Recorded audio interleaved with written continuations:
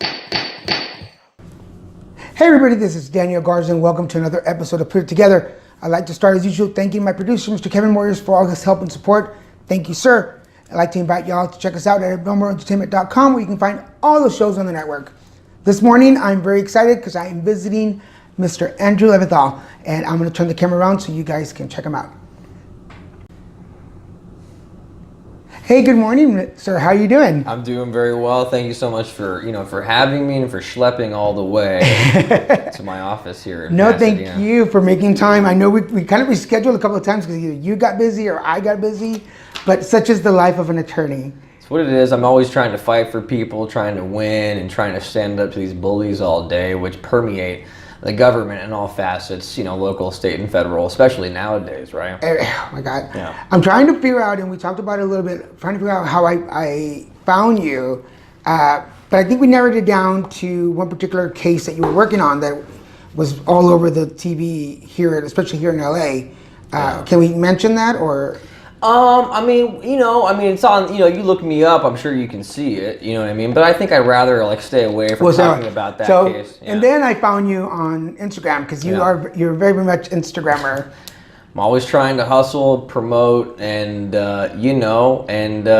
grow my firm, just like everybody. So for those of you watching or listening, we'll post the link to the Instagram so you guys can follow him too.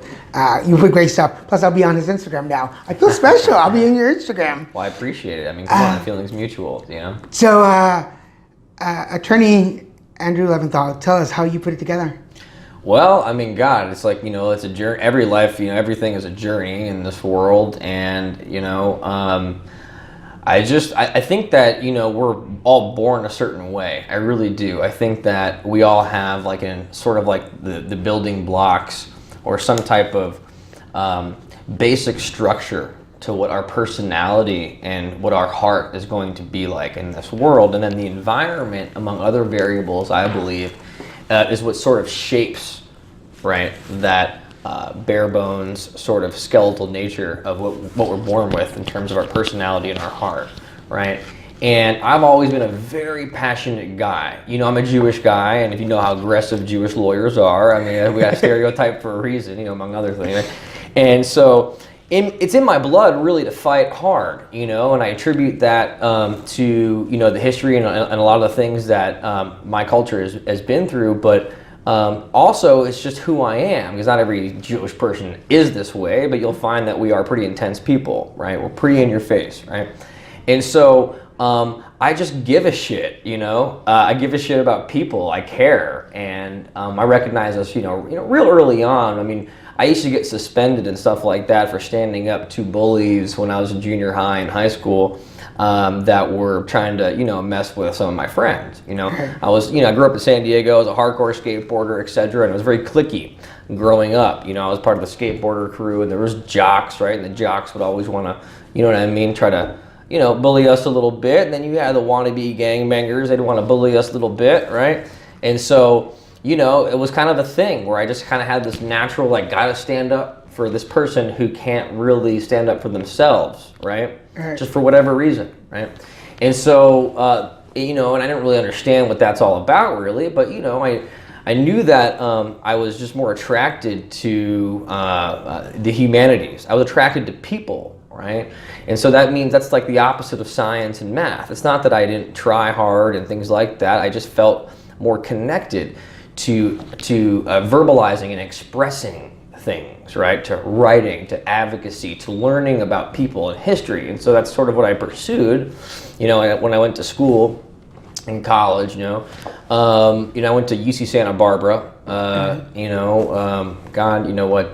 started in the year 2000. That's when I graduated high school. And I did a humanities major, and I started learning a lot about history and sociology and things like that. And and I could tell that I was meant to speak up for people, and so that's kind of why I went to law school, and I thought I was going to be a sports agent, like show me the money, like Jerry Maguire, because it was but when you're a kid, you don't really know shit, you know what I mean? You're just like, you see things, on TV, or you hear about, and things just sound cool, but you don't really actually know, right? So sports agent, right? Oh, I want to be a business attorney, right? Or business administration. You hear all this stuff because it sounds, cool, right? And like legit, right? But I realized that that's not really what I wanted to do once I got internships and things like that, and I could see what the world was really like. And so towards the end of my law school career, about the second and third year of my law school career, I entered a oral argument competition with respect to, it was a hypothetical case, of course, because you're in law school, but the oral argument competition was in connection with a criminal case where I was supposed to be a defense attorney, and I was supposed to essentially argue to have certain confessions or admissions from the client excluded from evidence as being a violation of that client's constitutional rights. You've all heard of Miranda versus Arizona. You have the right to remain silent and all these things, right? So, I wrote my little papers, I got up there and I passionately argued, you know what I mean? And I was encouraged by professors and things like that to become a trial attorney, that I might be a good trial lawyer. And it was at that point, it was either going to be, if you want to get real trial experience, it's either going to be the LA, or I'm sorry, not the LA, but the district attorney's office in really any county, and that's basically to prosecute people, right, for crimes, or it was going to be to defend people and be a public defender, right? That's how you get that trial experience. That's how you learn really how to be a criminal law lawyer. And for me, it's just not in my DNA to, not that, I have a lot of respect for a lot of prosecutors. It's just not who I am. I just don't feel comfortable being in a role of authority or judging people or having that much of an impact on people's lives in that way. It just doesn't attract me, I'm always attracted to what's difficult and what's adverse, and and the fight, right, and standing up for individuals. And so while you can stand up for victims as a prosecutor and things like that, you have a much more direct connection. As a prosecutor, you don't represent individual people. You represent an abstract entity called the people of the state of California, taxpayers, right? And you're trying to basically keep the community safe as a prosecutor and things like that, right? I was more attracted to the connection to the human being, the actual person, right? Okay. And I knew that there was a lot of things wrong with the system because I had been arrested myself, in college, of course. There's a reason why I do what I do. And I'm just very passionate about people who are suffering, particularly people who engage in self-destructive behavior because they're addicted to something. We all have some shit, right? Right. Food, sex, drugs, gambling, what have you, right? It's like we all have a stimulus that produces a dopamine rush of some sort, right? And sometimes for people it leads to self-destructive behavior, and it's like they get caught up, in the system, and they need help. I just think it's not right that everyone's sort of treated like, you're guilty, and There's a reason why people do what they do. And it's my passion to try to figure out why, to help, and to prevent things from permanently altering people's lives in the system, right? And so my purpose is to stand up to bullies, just, plain and simple, and that's what I do. And I kind of put all that in a nutshell, but there's a lot that's obviously gone on, parallel to my professional development. All right, well, you gave me a lot to be able to ask from. I'm taking a lot of notes.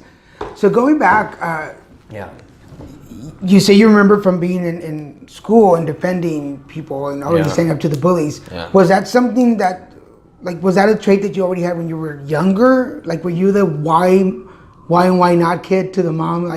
Why not? Why not? Of course. I was very, a very analytical thinker, very cerebral, to my detriment, I believe, because I think that, we really should focus on how we feel a lot and what's going on here in our heart, instead of always constantly thinking, because then you overthink things, right?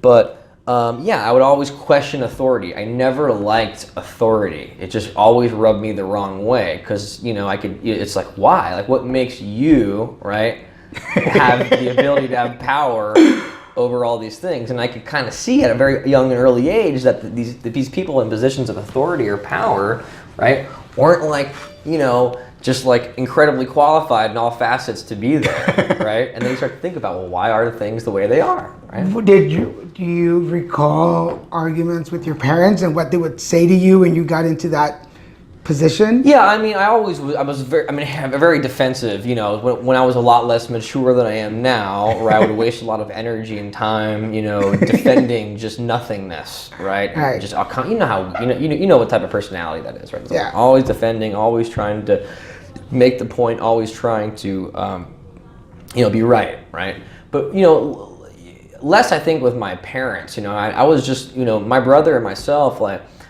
we just were scared. I don't know. It was like, we partied hard. We, we were scared. We did drugs and everything else, like a lot of kids do growing up. My brother's only 2 years older than me, but we were always incredibly motivated in school to do well, right? And we did. We were just, I don't know what it was. We were just afraid of not fulfilling, maximizing our education. Like, education was just like sort of something we were born with, and that we just had to do. And so in your case, your parents didn't have to be on you about... They never had to be on me, so I never really had so many arguments about like school and work and why should I have to do this type of thing, right? In terms of school and that type of thing. It was more so in school, me challenging like the teachers and stuff like that, and that type of stuff, like me being a little shit like that. So you were that kid in school that had to challenge everything and I don't know, ask questions and I wasn't a challenger necessarily, more so than I was annoying in the sense that I wanted to be the best, and that meant that I wanted to know everything. I wanted to know why things were the way they were, right? And I wanted to have a extremely deep understanding of every concept that was put forth, in growing up, and particularly in law school. You know what I mean? So people, I think, had a love-hate relationship with me in law school because I'm the guy who would raise the hand and ask questions and say, well, you're on, Professor so-and-so. So does that mean this because of that? And then I get an answer, right? And then say, well, is that going to be on the exam, right? And like things like that. You were that kid. And so like people were annoyed by it, but they also kind of were happy and appreciated it because they wanted to know the answer to the same question. They just didn't want to be like the person in front of everybody, And so I'm also somebody like, I don't give a shit what people think about me. It's not what I focus on, I focus on trying to do the right thing, treating people right, working hard, right, and having a strong work ethic, and just trying to do the right thing. That's always interesting. And be myself, yeah. Before I go on the other stuff, that's always interesting to me. People who are born with that gene, I don't give a shit. Do you remember always being like that, or I'm a human being, so I do care what people think about me, of course, but not like to the extent that you might see other people, right? So I am just myself, right? And I try to be true to myself all the time because I personally believe, right, that if you just figure out who you are and you just constantly practice who you really truly are, you're true to yourself on a daily basis. I know it's such a cliche, but cliches are cliches for a reason. For a reason, yeah. They're true. Then you will find success. And in my opinion, right, when you're true to yourself, and that means that you're not really so focused on what everyone's going to be thinking of you. Because if you're externally focused on what everyone's going to be thinking about you, then you're going to behave in ways that are not true to yourself because you're trying to garner more support. But I believe in quality versus quantity, right? And so I would rather have strong support from less people than superficial support from a lot of people. Right. Right. The popularity vote, per se. Because it's about quality in life, right? It's about, that's what carries us through to success, is when you have real, things that are real. And I think especially so in this extremely fake millennial age now, where there's so much, because, it's just the internet is so fake, right? Mm-hmm. Social media is so, it's hit and miss, right? What's accurate and what's not. And so I think it's even more important now to, just be yourself. And I think that invariably you'll attract people, some people are not going to like you, but you're going to have a whole lot more people that are going to be attracted to what it is that you're trying to do from a long-term, more permanent standpoint. Right. That's what I believe. That's pretty interesting. Yeah, because I definitely... And I think not just millennials, I think a lot of us who grew up without the internet and all of a sudden got caught up in it, we want to be liked, especially, and I'll admit, because I'm social media and everything I do is social media, I live by how many people are watching, liking, commenting. Sure. And you do sometimes get caught up in the... We do, yeah. And then you have to come back and then people start doubting who you really are and what you're really representing. Does that make sense? Yeah, of course. You know, and that's just my thing. I think that, I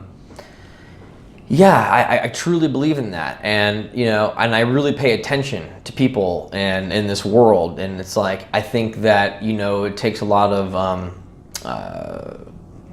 you have to pay a lot of attention and study people, you know, for a long time to be able to develop a sense of awareness, to be able to see through certain things. Right. And in another opinion, to me, it's like something that gets people far in life is if they know people, right? And they can see through people and they can read people fairly accurately. Right. And what I do as a, you know, criminal defense attorney, right? I need to be able to size people up really accurately in a very short period of time. And I'm not just talking about my clients. I mean, that's really, I mean, that's like number 3. Number 1 and number 2 is the judge and the prosecutor. Really? Yeah, because those are the people that have control and power over what's going to happen to my client.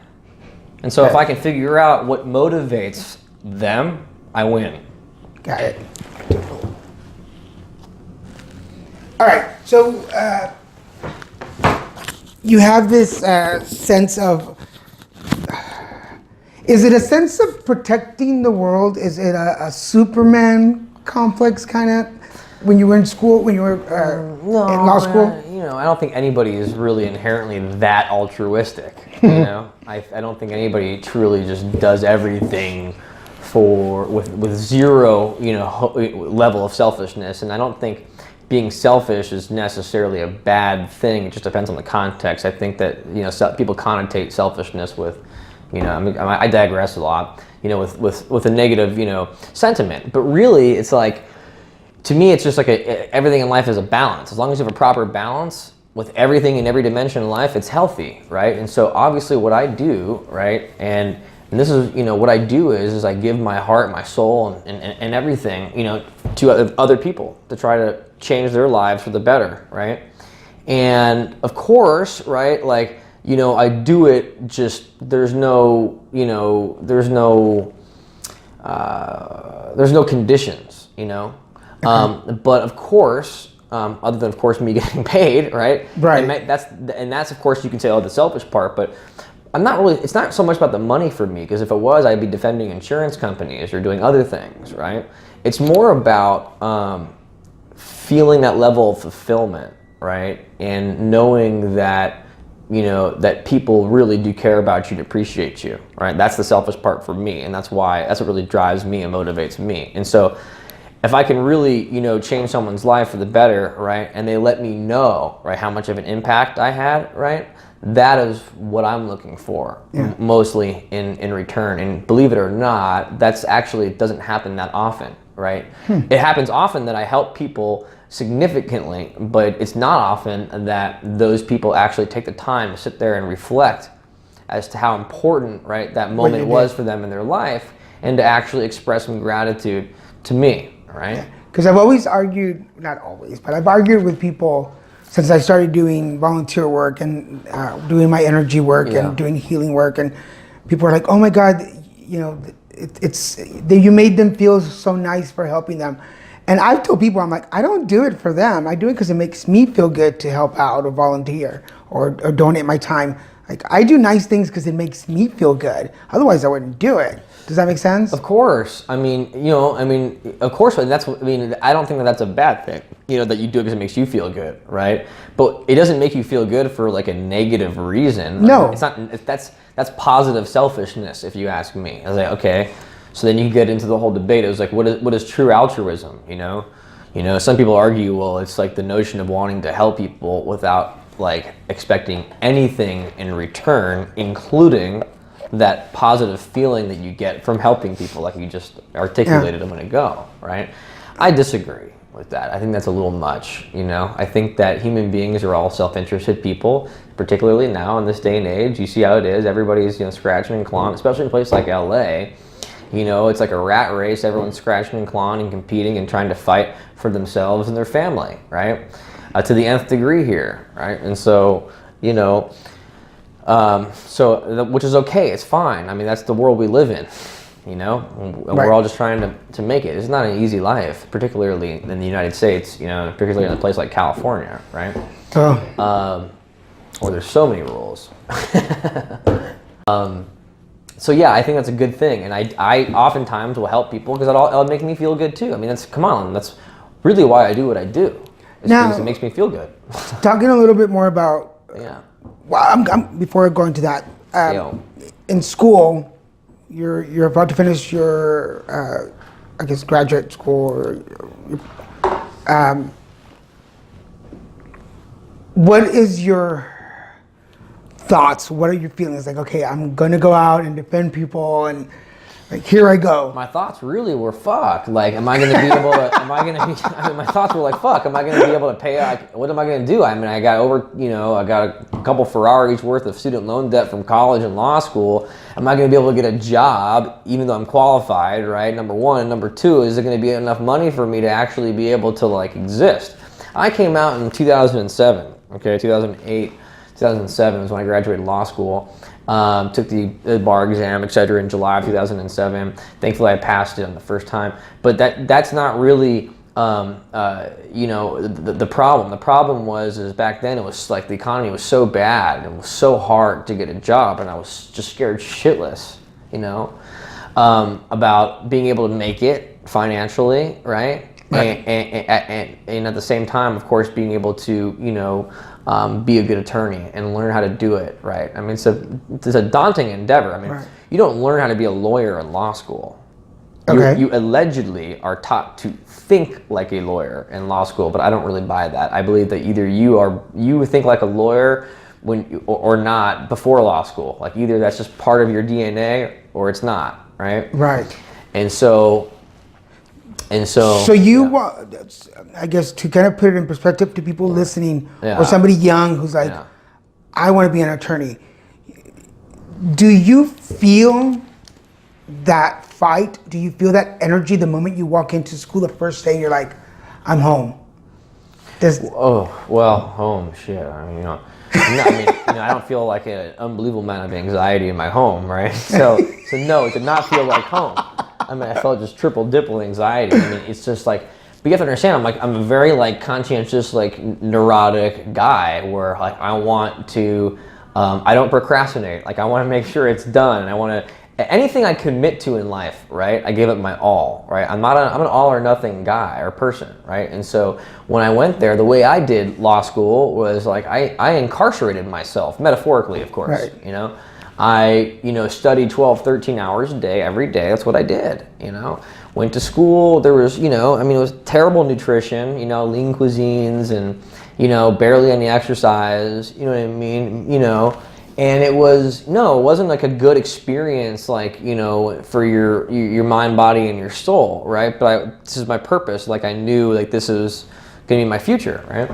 And so it was like that, really. I mean, the bar exam was like that, like times like 50 for me. I mean, it was like, you studied for 4 months after law school, and it's really hard. And what I would like to say, I guess, is for people who are thinking about going to law school is don't do it just because it sounds cool or because, like, it's it's like one of those traditional old professions that has, like, some semblance of respect, like a doctor or an accountant, right? Whatever, dentist, right? Do it because you can't be good at it, and you can't do it with any like significant endeavor unless you're fully committed, meaning you're going to give it your all, right? And you really can help a lot of people as a lawyer. You really can, and I think it's a tremendous thing. And I think that if you're passionate about people, you should do it. But the reality is that you don't have to be passionate about people to be an attorney and do well. Because a lot of attorneys, right, don't do people. They defend companies or Right. perpetuate, But I was thinking, even Fight. those long hours, those crappy meals, those isn't that just training for being an attorney? Well, I mean, you could look at it like that, and they kind of, I mean, the notion of stamina and like the notion of like, the amount of stress that you go through, yeah, I do think it prepares you in some sense, you know what I mean, for what it's going to be like. But I think that it really depends upon what type of lawyer you become, right? Because it's such a huge, spectrum being an attorney. Like there's so many different areas, and you really can't be a jack of all trades and do it well. And so your level of stress is really dictated by what you do, where you are, and who you are in terms of your natural disposition. So yes, it's really hard, but it's extremely rewarding. All right. So once you graduated, you're about to step out into the world. Do you remember the best advice somebody gave you? Yeah, I mean, I'm one of the biggest pieces of advice, that I give and that I learned myself from others is just not to compare yourself to other people, and I think that's for pretty much every single dimension in life. We as people, right? It's psychological. It's social psychology, right? Like people conform to what everyone else is doing, right? Because nobody wants to be like that outlier, that person that stands out from the crowd, right? And so, when you're in school or this and that, and it's a very stressful environment, right? And we have a natural tendency to look over and see, oh my God, like there's that dude with all those highlighters again. He's got them all color coded and he's doing this, doing that. And you're thinking to yourself, and I'm just a little kid. I'm like 21 years old. I'm thinking to myself like, oh God, should I have all those highlighters too? Should I do it like him? And blah, blah, blah, blah, blah. The answer is no. You stay true to yourself. You do you, right? Like, did I really just say that? Yes. Isn't that what Kim Kardashian? Who said that? Reggie Bush said that to Kim Kardashian. You do you. Oh, Jesus Christ. Anyways, so it's just to show that we're really hip on the show. Shows you my fiance has me watching the Kardashians. Anyways, so what were we talking about, Danny? The best advice they gave you. Yeah, just don't compare yourself to other people. Seriously, it's going to bring you down. Look, you are you. You're not other people, right? And so don't compare yourself to other people because we're just all different. And you can get from point A to point B in a completely different way than somebody else and be equally, if not more successful in the long run. And that's all we want to be, right? Is successful, right? But was there anybody... So it's not the how. It's not the how that you have to do it a certain way, is what I'm trying to say. Yeah. Do how it makes you feel comfortable. Was there anybody in the legal profession that you looked up to or noticed? Or Totally. I mean... they're all defense lawyers, of course, right. You know what I mean? Because there's just that heart, that soul, that passion, Obviously, one that comes to mind, and everybody knows, is Johnny Cochran, who's on OJ's Dream Team in the mid-90s there. We all know about that, right? If it doesn't fit, you must acquit, right? Yeah. Cesspool of contamination was how Johnny described the LAPD's crime lab in OJ's case. Look, of course, I think about other lawyers, in New York City, like Benjamin Brafman's a pretty intense, gnarly dude. I can go on and on, you know what I mean? But there are certain people, sure, everybody knows Jerry Spence, that, I look up to for sure. What was your first job coming out of law school? You mean actually, okay, so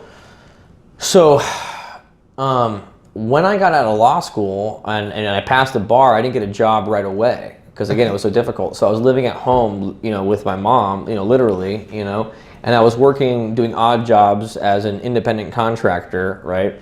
A new lawyer for people around town in San Diego, other lawyers around town. So I didn't have any real thing, no platform to be high or whatever. So that's what I did. And while I was doing that, I was applying to public defender offices all over California. San Diego was frozen at the time, so I didn't apply there. Frozen meaning that there was a hiring freeze. Right. So Orange County, LA, Santa Clara, San Francisco, and I got some interviews. I interviewed at Orange County, I interviewed in San Francisco, interviewed in LA, right? And I just, no offense, I just did not like Orange County's thing at all. Wasn't my vibe, and so that didn't work out. San Francisco basically told me, hey, look, you need to get some experience in the public defender's office before you can apply here. I'm like, well, I'm a brand new lawyer. How am I supposed to do that, right? Right. So That didn't, that one didn't work out.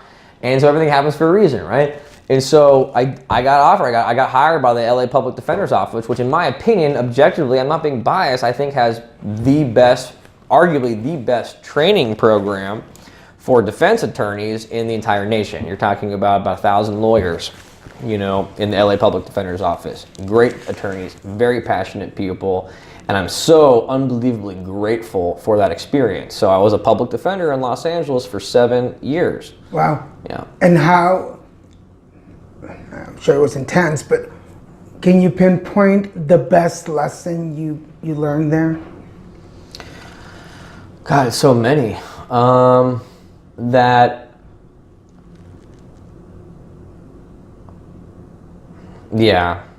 guess that I don't have to feel extreme anxiety and feel bad if I'm unable to save everybody.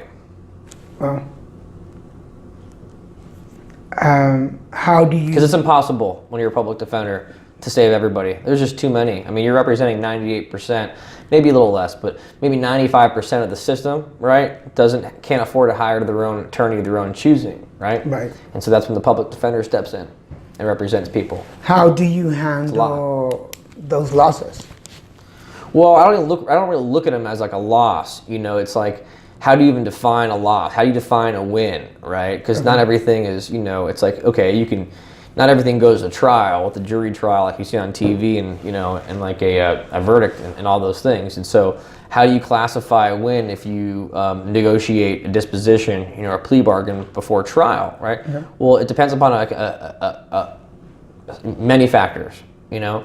But really, you know, the most important thing is whether your client's happy and feels, you know, good and happy, like they have a chance. So let's rephrase the question. How do you feel when your client walks away not happy? Well, I hate it, but I have clients that walk away pissed after a dismissal or a not guilty verdict. I had that often.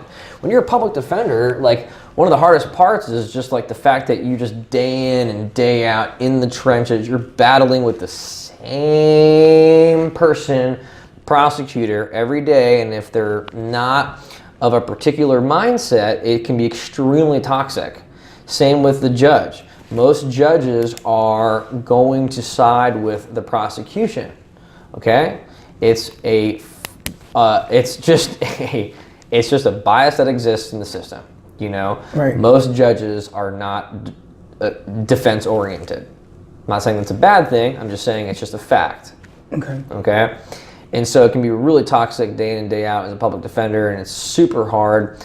But you know, and you don't get any necessarily like, you know, apropos, and sometimes you can get huge wins for your types of wins that I got and as a public defender no one knows about, you know, because it's not about that. It's not about like, hey, look at me, like in the private sector we're all like, hey, look at me so we can get business, right? But in the public defender, that's not what it's about, you know. It's pure. Is it easy to leave everything at the office? No, it's impossible. I mean, impossible. And so, you know, I had my really unhealthy ways of coping with the amount of stress and toxicity and pain that I saw in the system on a day-to-day basis. I had my ways of dealing with it. They're extremely unhealthy, you know? And, you know, so I've been working on myself. I try to be a better man, you know, mentally and physically, every day. Emotionally, and you know, once I realized that the nature of my job, right, was extremely toxic and like it's impossible for me personally to separate from my personal life. Like there's other lawyers who they don't take it home with them. I can't. Like I think about these people. I get so nervous. Like this morning, I was, you know, in the shower, like, you know, I get literally butterflies and like nervousness thinking about whether or not I'm going to be able to get the job done for my client, you know? How does that affect the people around you on your personal life? It affects them tremendously. That's a really good question because I'm about to get married next month, right? And it's like, I know and she knows and I know and she knows, right? That it's, that the level of stress that I endure, right, on a day-to-day basis, right, has a significant impact in my personal relationships, right? Right. Because when you come in, right, again, I can't just detach it. I mean, you know, when you have a rough day or a bad one, like, you know, Daniel, I can tell that you're like emotional like me as well, right? And it's like you can't really just like whatever. Okay, I'm home. Ha. Yeah. Like no, it's like it takes me like a good hour before I can like kind of like, you know, like I actually literally will take a shower and like wash the day off. You know? That's pretty cool. I was about to ask you, how do you start de-stressing when you get home? So, you know, I'm like a, you know, I do everything to the max that I'm committed to, you know, and I'm super, you can't tell, but I'm super into weightlifting, you know, so I exercise a lot, right? I have pretty damn good nutrition. I'm pretty hardcore with my nutrition and my exercise, and, you know, no, I don't drink and do that anymore because that just is not healthy long term, and it doesn't make me a good attorney, you know? So I try to find healthy ways of dealing with the stress. Seeing a shrink, maybe, I don't know. Yeah, well, I'm coming from also doing drugs and alcohol and being clean and sober for 11 years now. I used to, that was my go-to, especially when I worked for an attorney. Right. Everybody went for cocktails after work. Like, let's go hit happy hour. And that's where you blow the steam off. Yeah, you connect with people. And we went to a bar where a lot of attorneys and aides and assistants hung out with. And that's where you made the under-table deals. It's like, hey, can you do this? And I learned. And I mean, I have to admit that a lot of those cons and working negotiations help me now, especially when I'm dealing with people in interviews. But I can't do the drugs and the alcohol anymore because that's just not going to connect. Well, of course, you know, it keeps you down. But I mean, so, you know, I coped with things in very unhealthy ways, you know what I mean, when I was a lot younger. And I'm not perfect. I'll never be perfect. And I fight every day, and I just try to be a better version of myself, you know? But doesn't even that, because as we mentioned before we started, I worked for an attorney for a while, and I learned a lot from just working for him. Having gotten in a little trouble, having gone through your own personal issues and wars, don't you believe that trained you to be a little more maybe empathetic to people, or just be more, I don't know, have a little more sympathy? Well, absolutely. I mean, it opened my eyes to a lot of things, you know what I mean? One of the things that always interests me about attorneys is the stress levels and how you handle. I mean, I know you talked about going home, taking a shower, relaxing, but you have your day-to-day stuff, then you have your work stuff, and then now you're saying you're getting married, so you have that on top of that. If we can't go to unhealthy ways of de-stressing and blowing off steam, what does Andrew Leventhal do when after the shower to like decompress a little bit? I mean, you know, I do a lot of things that a lot of people do, you know, you know. But I mean, exercise and proper nutrition are the fundamentals of it, really. I need to meditate a lot more. I mean, my fiance, my future wife, she's a yoga therapist, and she is a master at all of these things. And I just try to learn from her as to how I can, de-stress in healthy ways. You know, I mean, so that's pretty much it. You know, it's look. The reality is that it doesn't really shut off for me. You know. It's constantly going. It's like a committee that keeps talking up here, right? Because it's like I'm thinking about my cases all the time, and I'm worried about people all the time. People being my clients, right? Right. And so, I mean, you know, I don't really have. I mean, this is just the truth. Just to be personal, I don't really have good sleep. You know, I don't. You know, I'm not saying I feel bad for me and all these things. It's just what it is. You know, it's things in life to deal with. And so I'm thinking a lot, I ruminate a lot about my cases and stuff, and I'll even like get up and write notes, like on Post-it notes and things like that about my cases, because I'm so neurotic, I don't want to forget, right? And I want to make sure that I can have every, you know, thing in my arsenal to beat these people, right? Because if you don't come out to bully hard, you know, and back your stuff up, they'll eat you alive. Is it easy being you? I mean, no, because I'm a pain in the ass. I'm definitely a pain in the ass, so no, it's not, you know. Is it easy being around you? Because I think that, I mean, it depends on what capacity. I mean, I don't think that I'm easy to be around if you are in my way in terms of what my conception of justice is and we're in the courtroom. If you are trying to block what I think is the right thing, right, then no, you don't want to be around me. I'm extremely irritating, extremely annoying, extremely, you don't want, you don't. But I think like outside of that, personally, I'm extremely like, chill, you know what I mean, in terms of my non-professional, self. And so I think that, yeah, I mean, like everybody, I just like to kick it at the beach, and you go to the pool and chill. And I like tropical vacations and really good food, and a little bit of weed here and there doesn't hurt anybody, So that's it, Did you ever have a plan B? In terms of what I was going to do if I didn't become an attorney? Correct. No.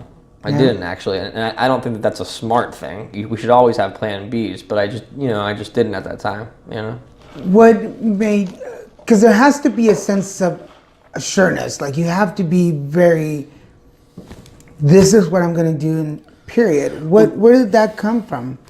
Well, I just think it was just, I was just sort of born with it, like this is what I'm going to do, and I'm going to give it my all, but I was very like scared and insecure, I didn't think that I could cut it, I didn't do well on my LSATs. The LSAT is the exam that you need to take before you apply to law school, right? It's a very boilerplate exam that has nothing to do with being an attorney or thinking like an attorney or what happens in law school or what you learn in law school or how you're going to perform in law school.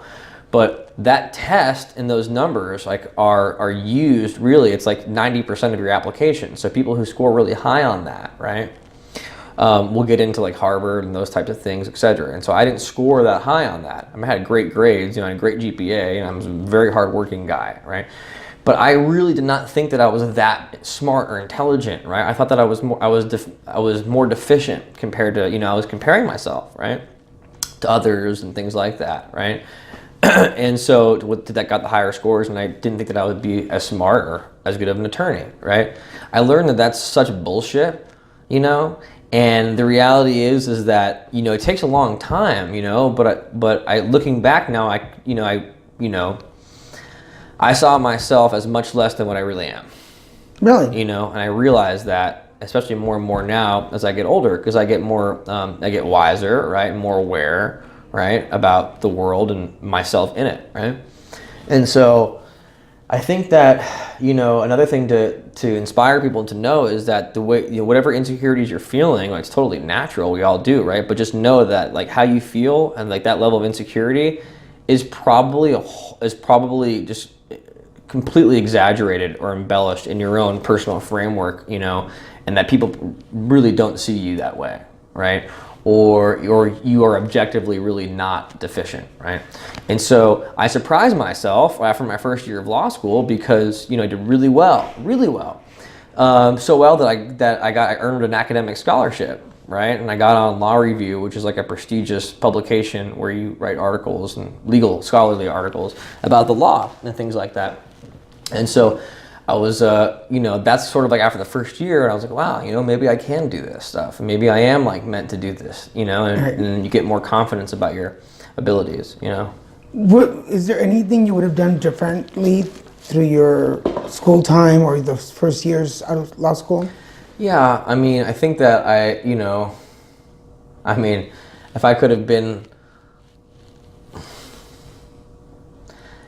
have like given myself, if I could have treated myself better in terms of like nutrition and exercise and not felt like that I had to make every day so difficult, right? If I just gave myself like, okay, today you can actually just kind of relax today and maybe only do 2 hours today instead of 10 plus every day.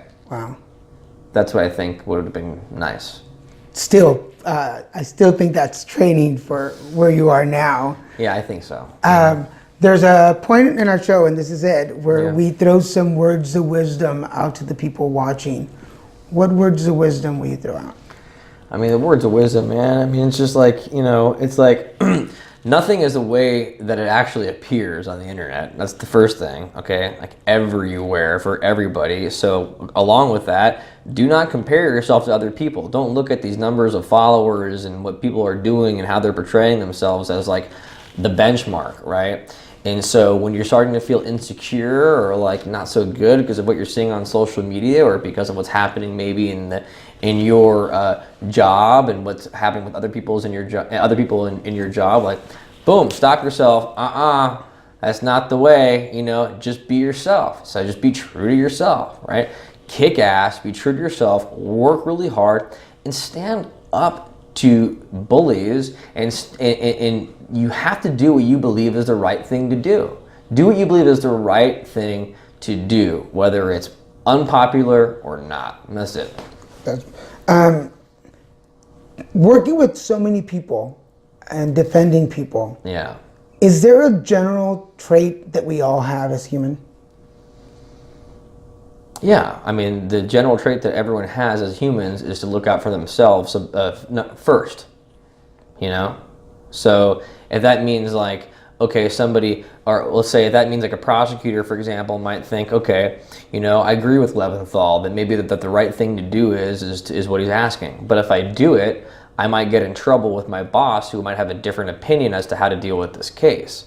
And if I get in trouble with my boss, I might not get promoted, right? And I have a family too, right? And I'm trying to grow and everything else. And so that might actually change, like so they might agree with me, but they're not actually going to do that in court.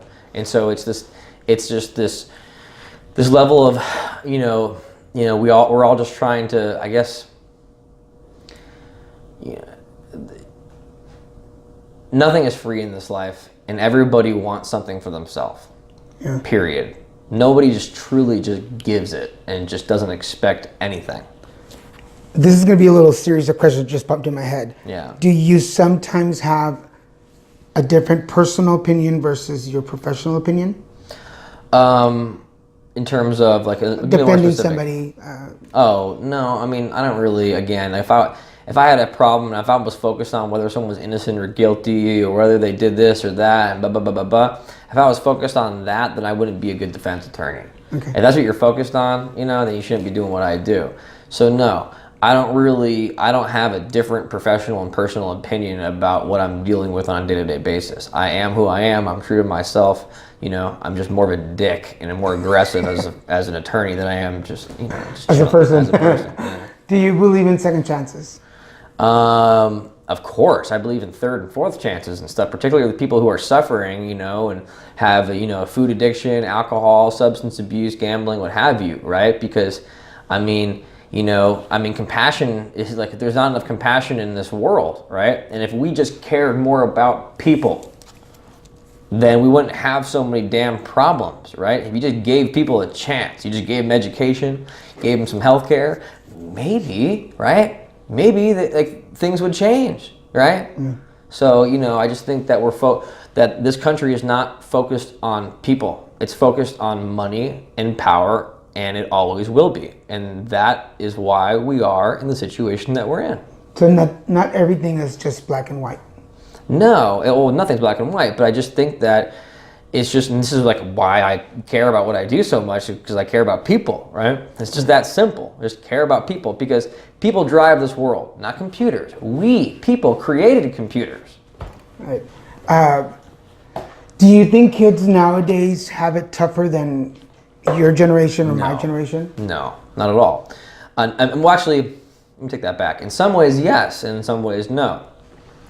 I think that it's easier for them in the sense of being able to get information, to be able to cheat their way through school and things like that because of Google, and it's easier for them to put out a certain image and to, you know what I mean?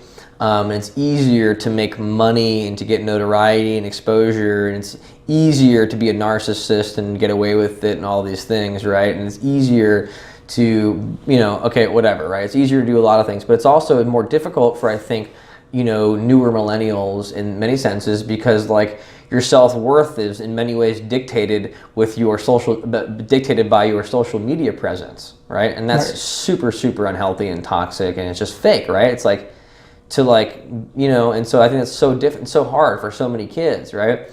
And then, to like just to be a student now, to be like scared to go to school because, you know what I mean? You have so many. So I think that it's harder for kids in this day and age in the sense that there's so many more crazy, unstable people because of the internet, Yeah.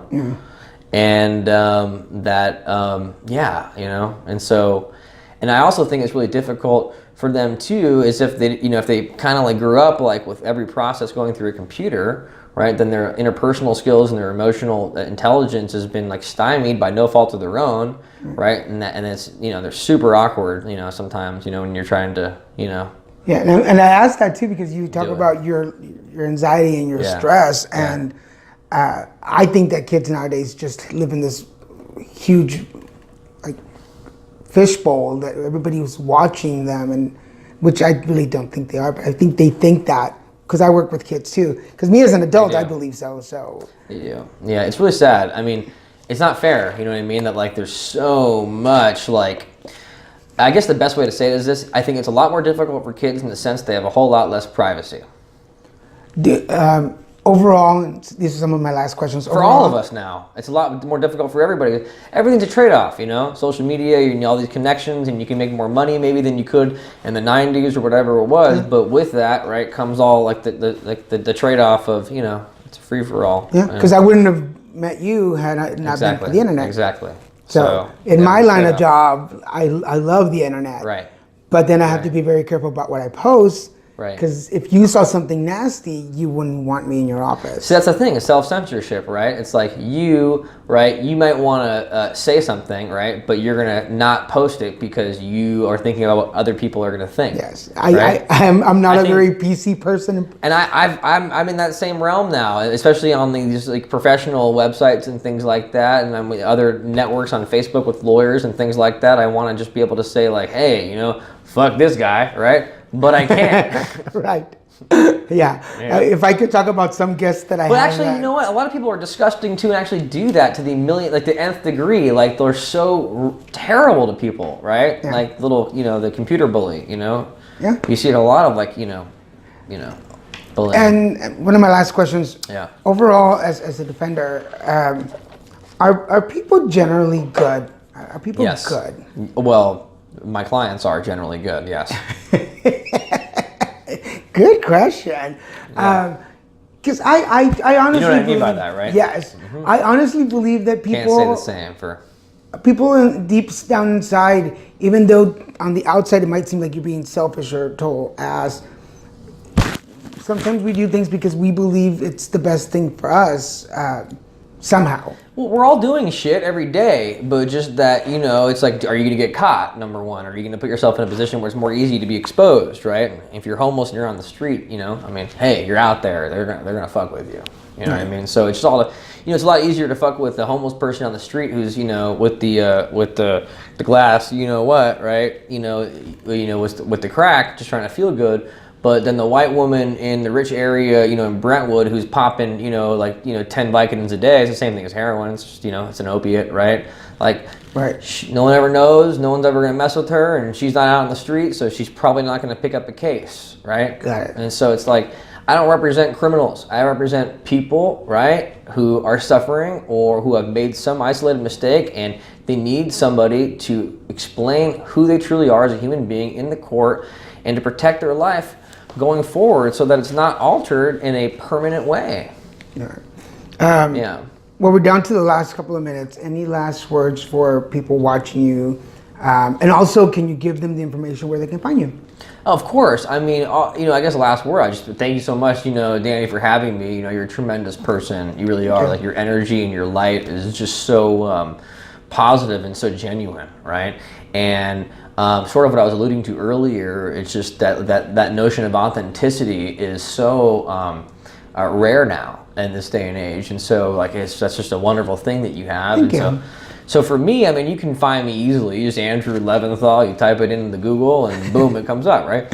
But I'm in Pasadena. I'm in LA. I'm an LA criminal defense lawyer. I'm very passionate, in your face. I want to win. I want to help people. So if you have any friends or family members or contacts who has an open case or who has a record that they want to try to get cleaned up, hey, I will do everything in my power to get the job done. Awesome.